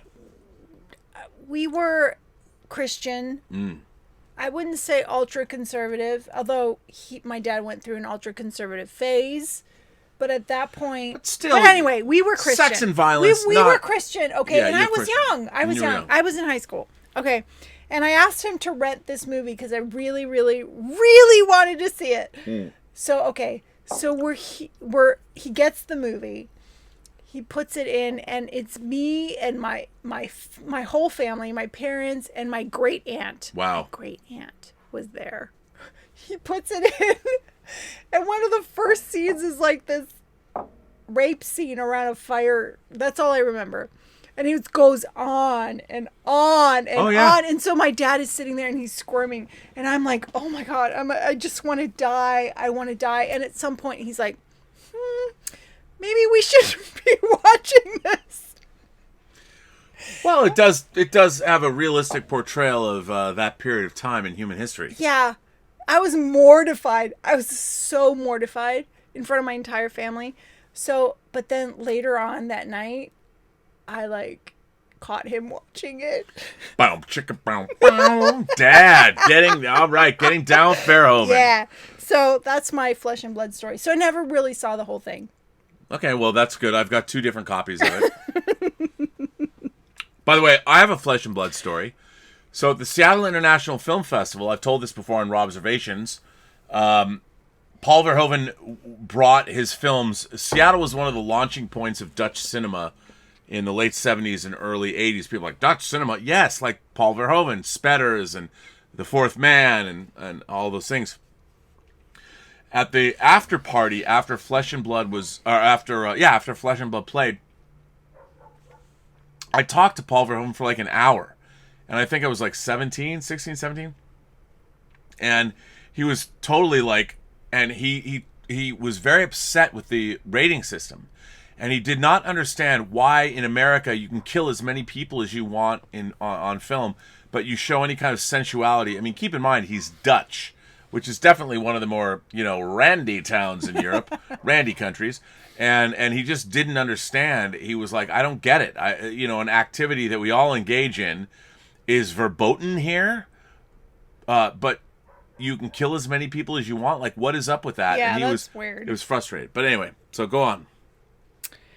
Okay, so wait, where are we?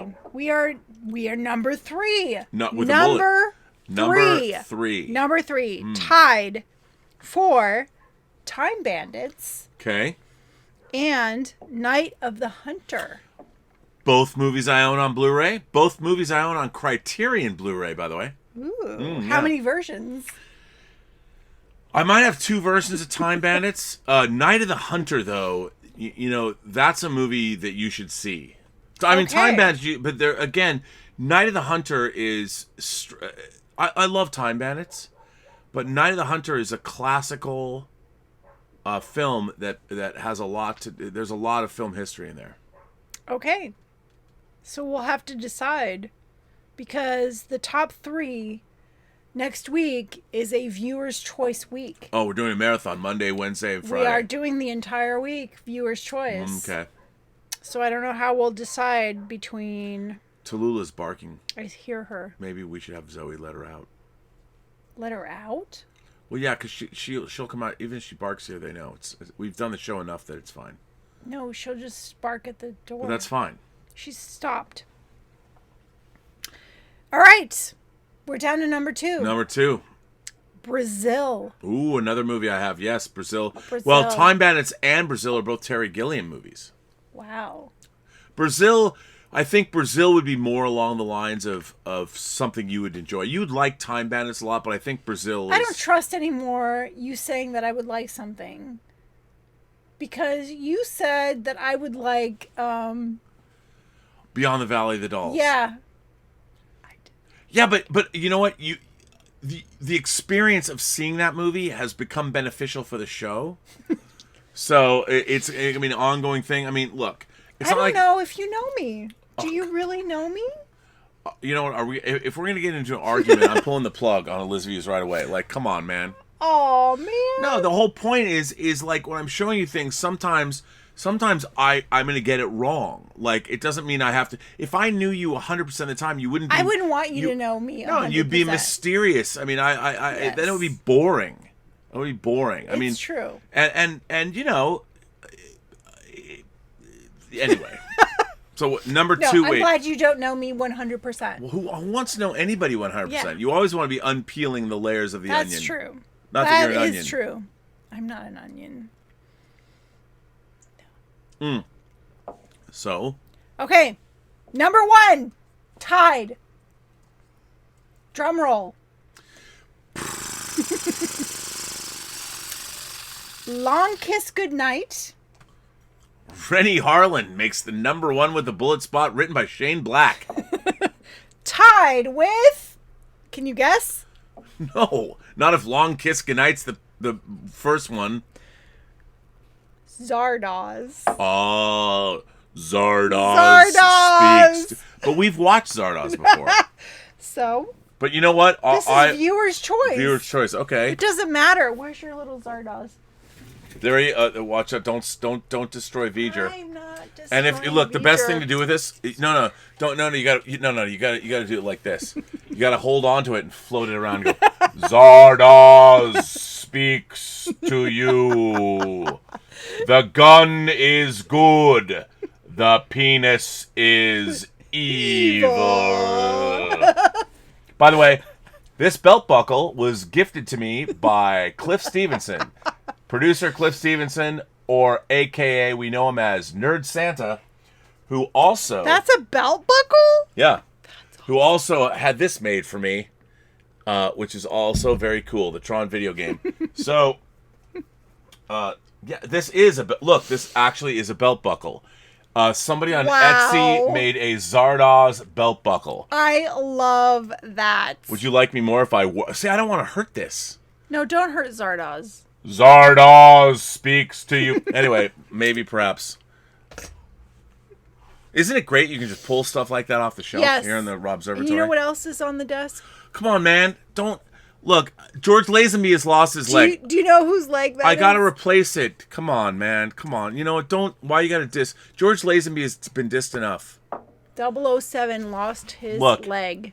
Not by any fault of my own. Pretty sad. Wow, everything's falling apart on him. Yeah, here he is. Look, you gotta show him. And he's missing his leg. No. Yeah, I know. But the dogs did not do that. No, it just broke. They didn't. He's like a 17-year-old figure. I'm fixing him. That's what I do in my spare time. Would you ever guess that 007 would lose his leg? Please, this is not part of the show. This is not. Do not. I'm action. Don't let people know that I repair my action figures here on this desk. I don't want people. Pretend you strike that. Sometimes things have to be repaired. That's how that look, you know. Or James Bond. Claudius is back. He says, "Believe it or not, I think the names Claude and Robert sound better in French." Yes. Bonne nuit, mon ami. You know, my mother, there's a nickname for Robert in French. And my mother loves to call you this. Although I don't think you know. I don't know. I'm having more wine. So the nickname for Robert in French is Bébert. Well, you're Babette. My mom loves to call him Bébert. She always calls up and says, "How is Bébert?" That sounds Hebrew. Bébert. That's my Haftorah portion. Never mind. It's terrible. There you go. Yeah, so next week is Viewer's Choice. Well, Mukbang sends in a super chat and says, "Please watch Dark City or City of Lost Children." Well, that wasn't part of it, but that's Jean-Pierre Jeunet and Marc Caro. Oh. Have you ever seen that? No. Oh, it's great. Or Nye the Hunter. You know, I think Nye the Hunter we're going to have to do. For sure. Love your show. Thank you. Mukbang is a great supporter. Mukbang. Everybody, Mukbang's on the floor. What the hell did you come here for? Girl, it ain't no use. Might as well get loot. I won't say it. Anyway, it's fine. Dan V sends in a tip and says... we could do a mukbang video with the dogs and have the dogs just eat, like, tons of... Yeah, but I don't... The whole point of a mukbang video is that people who want... It's got to be a human thing. People who want to eat are watching, like, beautiful people eat the things that they can't. Yeah, I'm not willing to stuff my face I would not want to besmirch the whole existential... the existence of a mukbang video by making it about pets. You got to have hot, beautiful people eating food. Wouldn't that be a part of it? Yeah, but I'm not going to do that. I'm willing for my dogs to do that. Yeah, but that defeats the purpose. I mean, dogs will eat anything. The whole point of mukbang videos is that... Anyway, mukbang will tell us if that's the case, but I would think that the whole point is that you want to watch, like, beautiful Korean girls stuff themselves with food if you feel you can't. Although it's so weird. I don't... We should watch some mukbang. Maybe we should watch some mukbang videos. We could. I guess. Dan V sends in a tip and says, "I'll admit, I don't completely get losing respect for Ebert over a script he wrote. Thank you, Dan V. It doesn't take away from him being a great critic. Thank God. Michael Jordan is the best NBA player ever, but probably the worst general manager ever, which doesn't take away from his career." I love Dan V. Nice point. Okay. I get that. I'm glad that I can try to move past. Also, I would say that Roger Ebert was working from a script a thing that Russ Meyer had a very specific thing he wanted to do. And Roger Ebert was brought in and did what Russ Meyer wanted him to do. I mean, Russ Meyer... But you still bring who you are to the whatever project you're working on. You know what? as a French person, the auteur theory, I still say it holds. I mean, Roger Ebert's writing, his cinematic analysis is beyond reproach. I mean, he's great. And by the way, I don't agree with him all the time either. Look, I didn't agree with him all the time either, but I did respect him until I saw his movie. But I'm trying to get over that. I appreciate people bringing up points like this. I can't abide the fact that one thing that you don't particularly like. And by the way, well, I'm listening to your point. How does his film criticism, as Dan V said, have anything to do? Because it speaks to his aesthetic, to his... No, it doesn't speak to his aesthetic. He didn't write that script out of the blue on his own. He was working for Russ Meyer, and they wrote this script that was a satire, a specific satire of both Valley of the Dolls and all the other things from 65 to 69, whatever. Okay. But it could have been done in a more... And also, you're judging him based on your perspective from 2020, looking back to 1970. And I'm listening to all these points. And I'm That's why I like you. You'll I am entertain listening, these points. And I want to regain my respect for him. So, yes, thank you for pointing that out. I will constantly I am open to reevaluating my opinion of him. Well, that's good. Yeah. I think that's good. Well, listen. I think it's time we bring this show to a close. All right. Work needs to be done. And so I guess tomorrow we will decide what Elizabeth's whining about the movies. Right now? Because we have a list. We have a list. Yeah, but you know what? The list is pretty... It's a good list, but I don't want to say like we necessarily have to pick from the top. What are you talking about? Well, okay, here's we need to pick 3 films. Okay, here's what I would throw out. You and I have both watched Zardoz.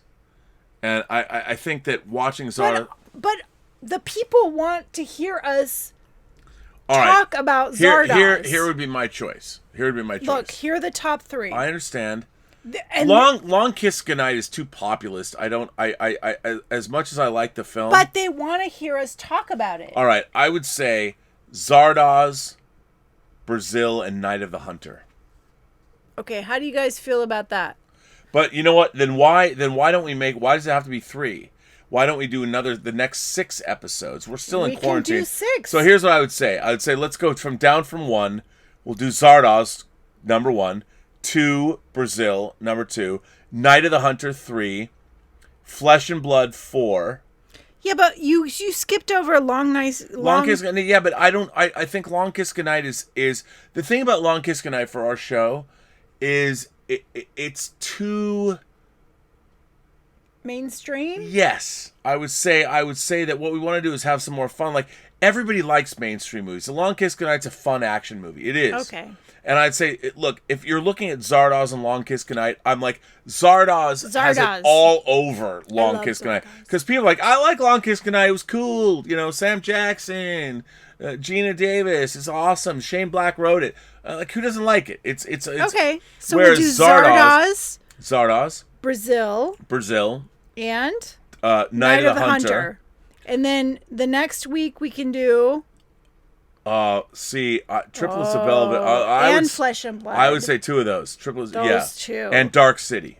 Okay, there you go. There. That's it. Those are our 6. Are the next 2 weeks. Let's clarify that. So, and we're not going to tell you which days are what. We're going to keep it up. We're going to keep it open. So it's officially the next 6 episodes. This was 16. So 17, 18, 19, and 20. It takes us into 22. That's 2 weeks. So we've got 2 more weeks of quarantine. It takes us throughout April. So it's Zardoz, Brazil, Night of the Hunter, Triplets of Belleville, and Flesh and Blood, and Dark City. There you have it. Those are all viewers' choice. The next 6 shows. Next 2 weeks, guys. 2 weeks. Viewers' choice.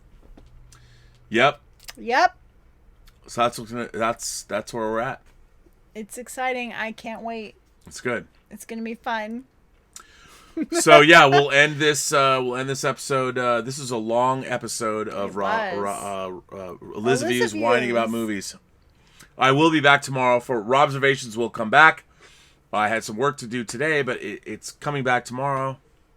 Yes. And by the way, I've got great letters. Great letters for tomorrow. Send letters to my show. Yeah, I mean, we get one a show, but if you want to, please, you can go down there, theburnetwork.net. Please send us letters.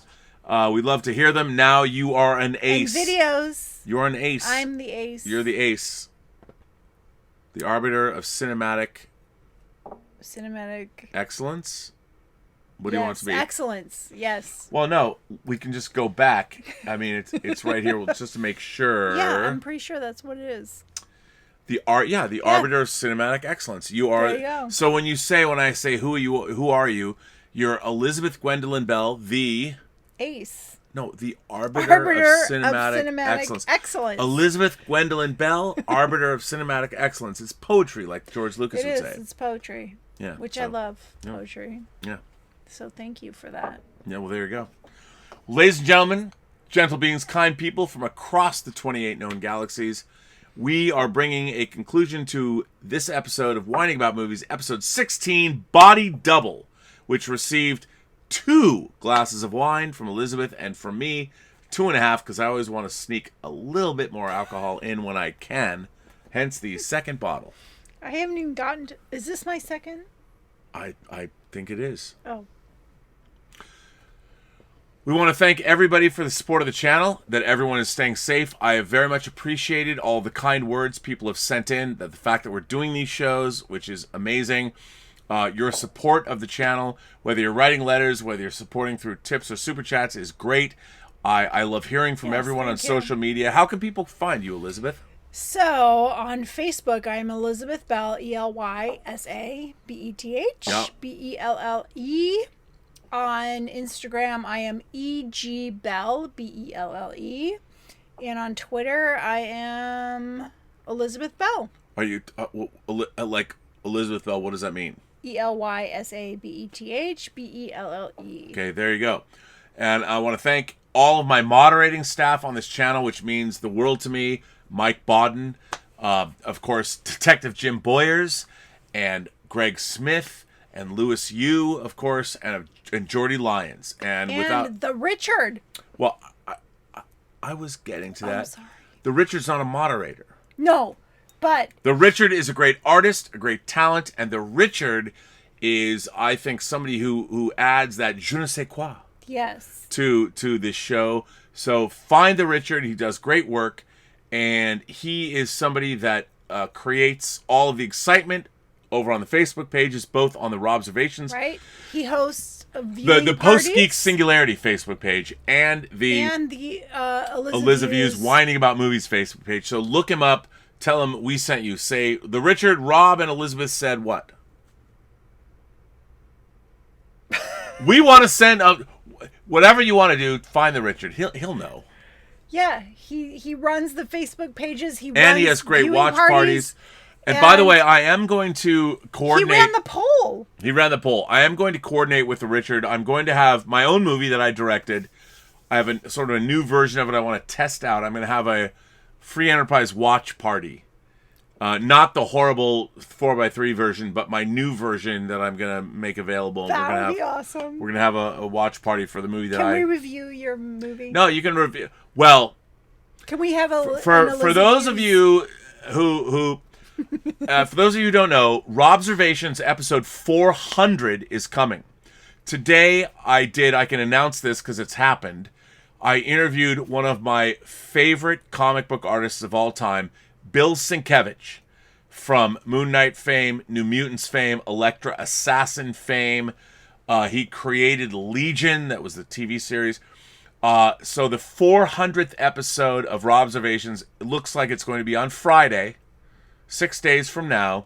And he is one of the many celebrity interviews. I will be doing a 400-minute show, and I'm going to raise money like John Campea for charity.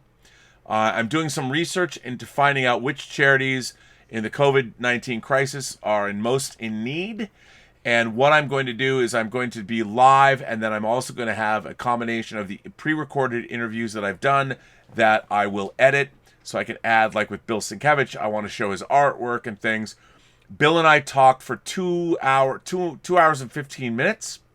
It was amazing because he was truly one of my heroes. And you'll see an edited version of that interview on the show, and then later I will release the full interview, both as a video and as a podcast. The Bill Syncovich interview is going to be the first Robservations podcast release. Everyone's asked me to do podcasts, and it will be a podcast. So that's pretty exciting. That is. Pretty exciting. So there you go. Now, we've come to the end of the show, and Body Double got two bottoms up, 2 glasses from you, 2.5 from me. Now, what do you say at the end of every show on the Burnettwork? What do you say? Everyone has a story to tell. All you have... No. That's good.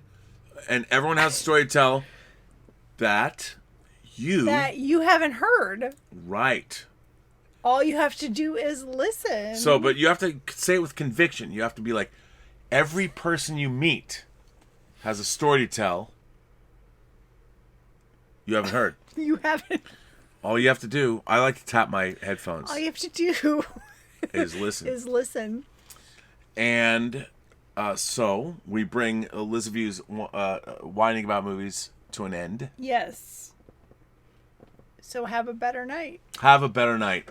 I will be back tomorrow. And stay safe. Stay safe. We've already said the 6 movies we're doing. We're good.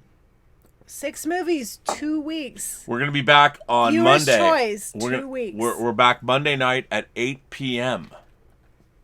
Wait, I wanted to ask. Do you like an earlier time? Maybe we should do 7. 7? I don't know. Or 6. I mean, people weigh in. 6:30, 7, 6, 7, 8. Tell us what you like. Yeah. Yeah. Message us. Say something in the chat. All right. Well, ladies and gentlemen, and with that, thanks for being here. I will see you tomorrow on Robservations at 1 p.m. PST. Yes. All right. Good night. Good night. And, boy, the second bottle of wine, I don't know if that was such a good thing. Not a good I have work idea. to do. It's really I do good. Too. Yeah. Well, whatever. Well, you never know. We can save it for tomorrow. No, or we could just have some more. Oh. Or not. I mean, I don't know. Could be.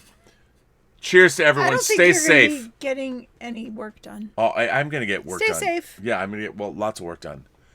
If anyone knows how to work sloshed, it's me. And with that, cheers.